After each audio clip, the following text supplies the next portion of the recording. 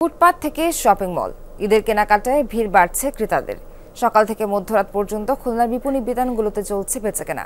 ইফতারের পর ক্রেতাদের উপস্থিতি বাড়ে কয়েক গুণ। প্রতিবারের মতো এবারও দাম নিয়ে রয়েছে ক্রেতাদের অভিযোগ। বিক্রেতাদের দাবি দাম বেড়েছে পাইকারি বাজারে।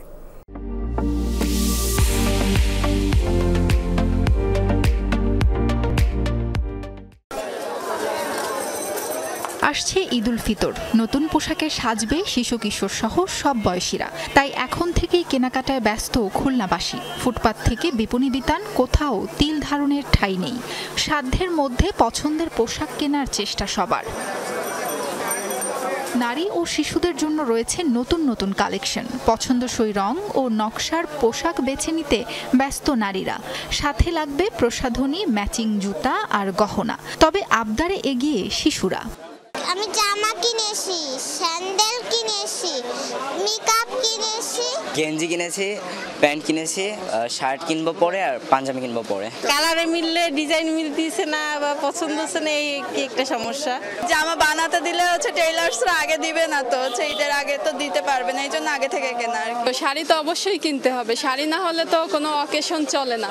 ঈদুল ফিতরে পুরুষদের প্রথম পছন্দ পাঞ্জাবি। দেশীয় বিভিন্ন ব্র্যান্ডের দোকানে ঢু মারছেন তারা। কিশোর যুবকদের পছন্দ হাল ফ্যাশনের শার্ট প্যান্ট। তবে বাড়তি দাম নেয়ার অভিযোগ ক্রেতাদের।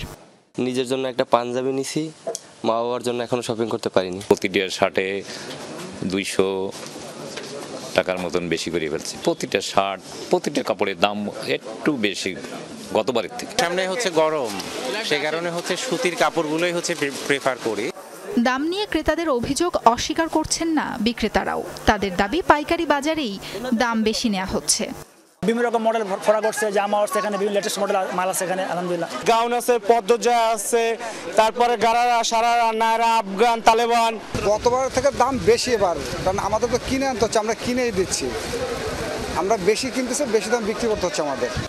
সকাল থেকে গভীর রাত পর্যন্ত কেনাকাটায় জনসাধারণের নিরাপত্তা নিশ্চিতে সজাগ প্রশাসন। মার্কেট এলাকায় ছিনতাই, চাঁদাবাজি, চুরি বা ইপটিজিং, নকল টাকা, এই সমস্ত প্রবণতা বৃদ্ধি পায়। এগুলোকে প্রতিরোধের জন্য আমাদের স্পেশাল টিম আমরা গঠন করেছি, যাতে কোনোভাবেই কোনো ছিনতাই বা চাঁদাবাজির মতো কোনো ঘটনা ঘটতে না পারে। খুলনায় ছোট বড় মিলে শতাধিক মার্কেট রয়েছে। 15 রোজার পর বেচাকেনা আরও বাড়বে বলে প্রত্যাশা ব্যবসায়ীদের। সাবরিনা লিজা, যমুনা নিউজ।